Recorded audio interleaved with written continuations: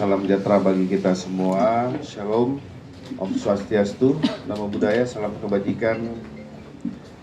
Yang saya hormati rekan-rekan media hadir pada sore hari ini. Di sini kita akan menyampaikan konferensi pers terkait tentang penemuan jenazah seorang perempuan inisial LL. Di sini hadir Kasat Reskrim Polres Metro Jakarta Selatan, dari Kementerian Kesehatan bidang farmasi Pak Iqbal, terima kasih, dari Puslapor Pak Azhar beserta tim, dari Direktorat Tipik Narkoba Bareskrim Polri Kombes Zulkarnain, Dr. Rizky. Jadi pada kesempatan ini, pertama-tama kami menyampaikan bela sungkawa yang mendalam pada keluarga almarhum LL. Semoga diberikan ketabahan dan kekuatan. Kita menyampaikan konferensi pers ini untuk meluruskan informasi peristiwa yang terjadi sehingga tidak bias, sehingga tidak menimbulkan luka yang mendalam bagi keluarga almarhum. Kami juga mengajak rekan-rekan untuk membangun simpati dan empati, karena atas kejadian ini kita harus menjaga perasaan dari pihak keluarga. Konferensi pers ini kami lakukan sebagai bentuk tanggung jawab profesionalisme pelaksanaan tugas kepada masyarakat. Dan ini menyampaikan informasi yang faktual dan dapat dipertanggungjawabkan. Kami sampaikan informasi yang kami sampaikan faktual dan dapat dipertanggungjawabkan, sehingga publik tidak dikuasai oleh informasi yang simpang siur. Penyampaian hari ini kepada temuan fakta penjelasan ilmiah sesuai dengan keilmuan masing-masing narasumber tadi sudah kami perkenalkan, serta didukung oleh bukti, bukan asumsi, dan proses pengambilan kesimpulan dilakukan secara komprehensif dan saintifik. Kami tetap menjaga etika privasi dan martabat almarhumah serta keluarga, agar informasi yang diterima publik utuh dan tepat. Hari ini hadir unsur kepolisian, tenaga medis, serta instansi terkait yang menyampaikan keterangan sesuai kompetensi masing-masing. Untuk mempersingkat waktu, kami minta untuk Kasat Reskrim Polres Metro Jakarta Selatan menyampaikan rangkaian peristiwa pada saat penemuan pertama, olah TKP, pemeriksaan saksi, barang bukti, serta didukung dari informasi analisa CCTV. Silakan. Terima kasih Pak Kabid.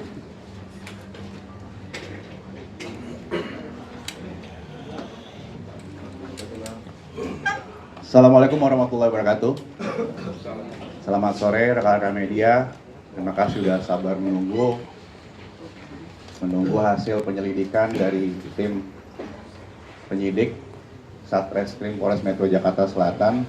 Kami berupaya maksimal untuk terbuka, transparansi di sini, dan maksimal kerja bersama dengan para pihak-pihak terkait yang kompeten dalam bidangnya. Dalam kesempatan ini saya juga mewakili Polres Metro Jakarta Selatan. Di sini masih dalam rangka berduka pada saudari LL beserta keluarga besar dan handai taulan. Semoga rahimahullah diberikan ketenangan, diterima amal ibadahnya, dan keluarga yang ditinggalkan diberikan kesabaran. Ya, langsung saja saya akan menjelaskan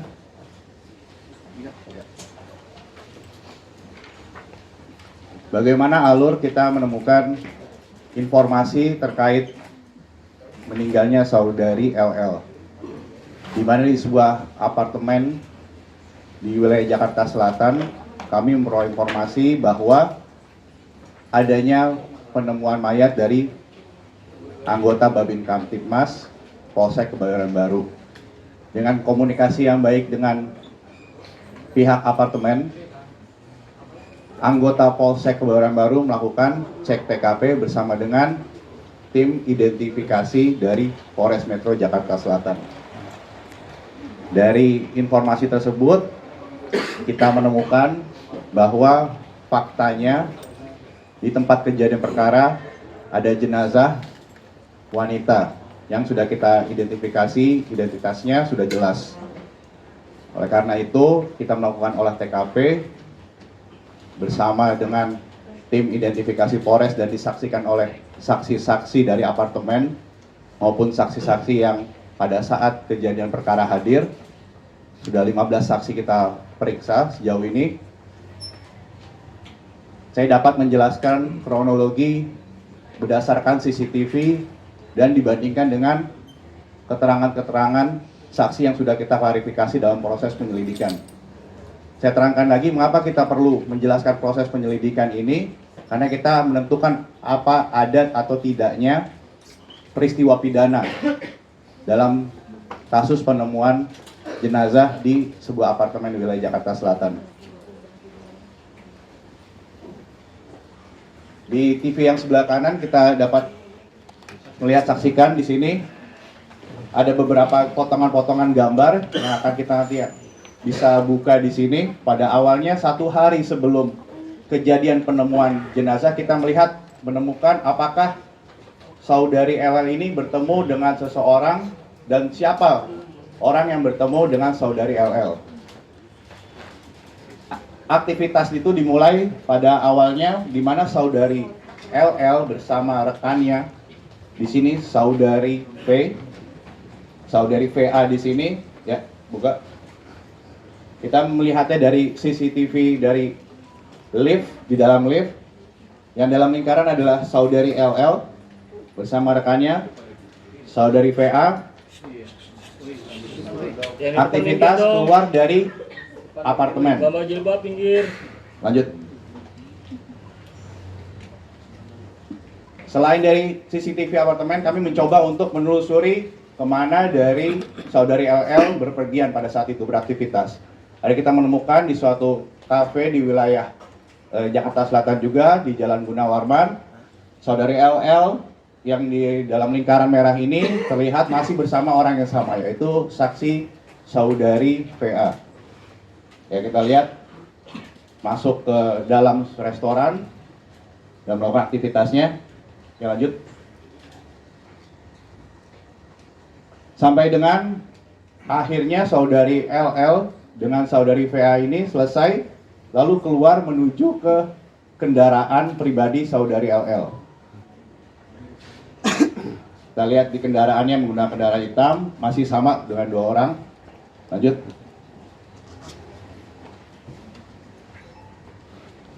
Hingga saudari LL tiba kembali di unit apartemen miliknya dan masih bersama orang yang sama, saudari VA di sini menuju ke lantai tempat saudari LL tinggal. Ya, lanjut.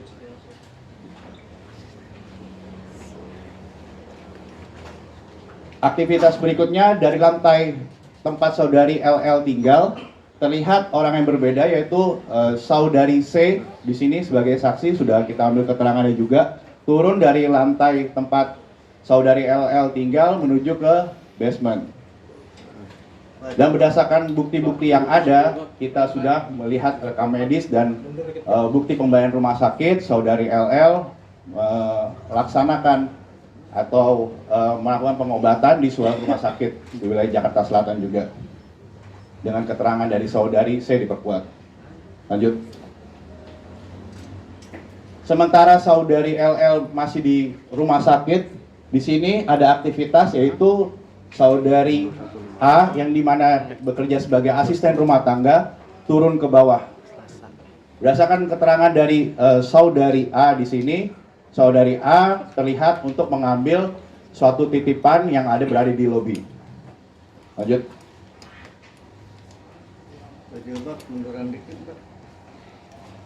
Dari CCTV di lobi ini kita lihat ke atas, saudari A ini asisten rumah tangga membawa suatu bungkusan yang sudah bisa kita identifikasi pada nantinya. Ya, lanjut.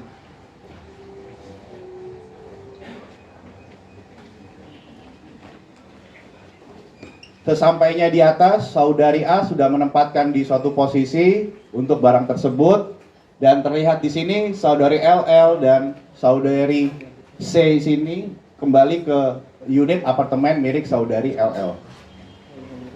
Untuk aktivitas pada hari itu selesai karena kami sudah mengecek beberapa CCTV juga tidak ada aktivitas yang terkait dengan saudari LL. Lanjut. Di hari berikutnya tidak terlihat aktivitas saudari LL seperti biasa, di mana saudari LL berolahraga pagi, tapi pada saat itu tidak ada, hingga menimbulkan kecurigaan dari saudari A selaku asisten rumah tangga. Hingga asisten rumah tangga turun ke bawah, lihat dari CCTV lobby.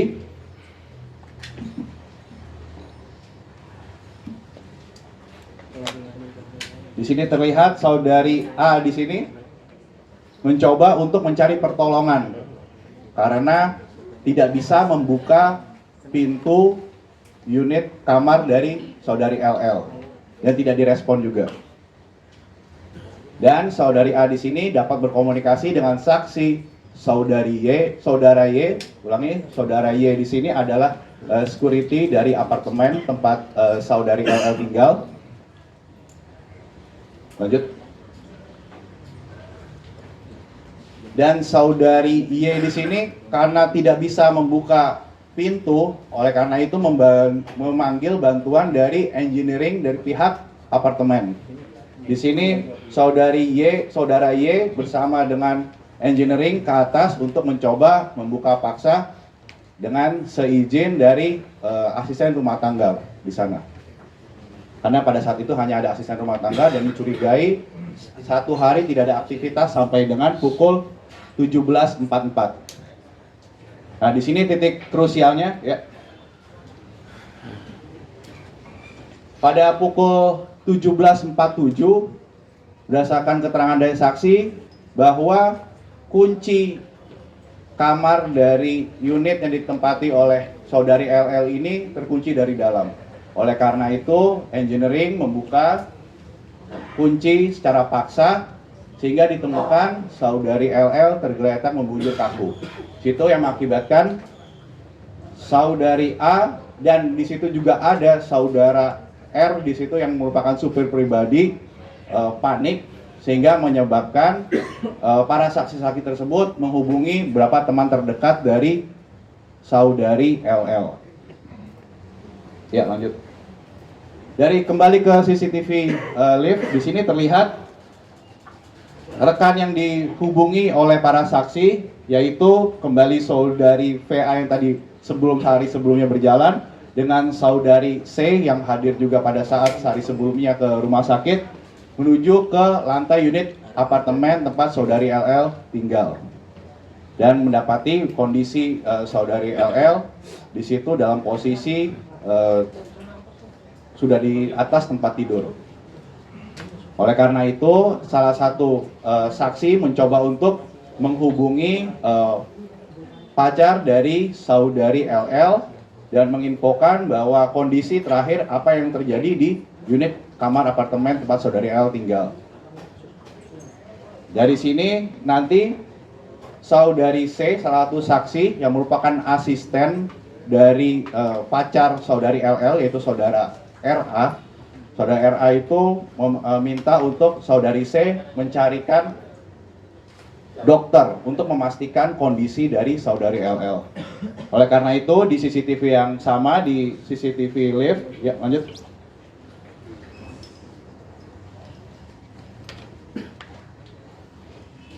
Terlihat saudara RA, pacar dari saudari LL di sini sudah hadir bersama dengan tim dokter dari saudari C yang mencoba untuk menghubungi dokter kenalan dari saudari C. Dan alhamdulillah dokter juga sudah hadir di sini.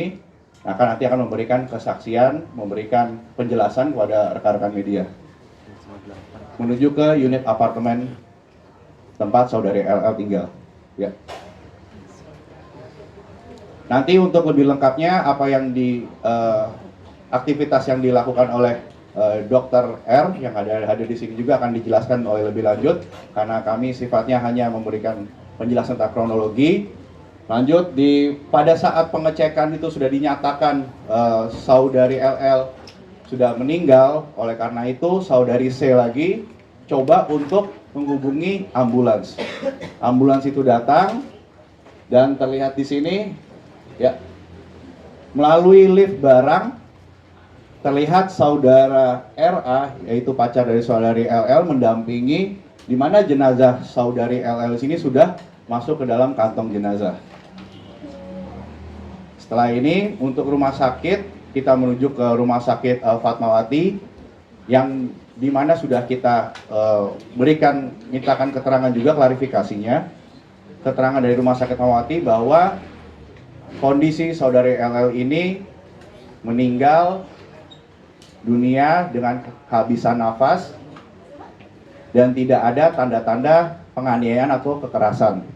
Oleh karena itu, kami Satreskrim Polres Metro Jakarta Selatan yakin berdasarkan bukti-bukti yang ada di sini, otopsi yang harusnya dilakukan oleh kami berdasarkan permintaan dari keluarga orang tua dari saudari LL tidak dilaksanakan karena kami sudah mengecek seluruh bukti-bukti yang ada dan keterangan saksi dalam waktu singkat. Di sini kita lihat tidak ada tanda-tanda kekerasan ataupun upaya melawan hukum. Lanjut. Dari barang bukti selain CCTV, kami juga menemukan beberapa bukti menarik yang ada di tempat kejadian perkara. Barang bukti tersebut kita laksanakan uji laboratorium forensik yang alhamdulillah pada kesempatan kali ini juga hadir dari laboratorium forensik Mabes Polri yang kompeten untuk memeriksa barang bukti yang kami ajukan untuk melaksanakan uji lab. Selain uji lab di sini, kami juga terima kasih kepada keluarga terdekat dari saudari LL yang mau dilaksanakan pengecekan tes DNA, karena di sini kami melihat ada barang-barang yang disentuh, dibawa oleh saudari LL yang kita pastikan bahwa barang-barang itu memang milik dari saudari LL. Jadi kita mendapatkan DNA pembanding dari keluarga terdekat. Lanjut. Ya, di sini ada barang-barang bukti yang tadi kita lihat, salah satunya adalah tabung pink. Nah, tabung pink ini akan menjadi banyak polemik di masyarakat. Apa isi kandungan tabung pink itu? Nanti dari pihak laboratorium forensik yang akan menjelaskan lebih lanjut apa isi kandungan dari tabung pink tersebut. Yang jelas, lanjut. Kami sudah melakukan penyidikan secara maksimal dan saya selaku ketua tim penyelidikan di sini, saya rasa sudah cukup bahwa tidak ditemukan adanya peristiwa pidana dan kita harus melaksanakan penghentian penyelidikan di sini terkait penemuan jenazah dari saudari LL. Kita hormati keluarga korban, kita doakan. Di sini kita coba introspeksi diri, jangan menimbulkan polemik-polemik, saya minta, karena apa yang sudah saudari LL lakukan di sini, perbuat di sini, saya rasa tidak ada yang di sini melawan hukum.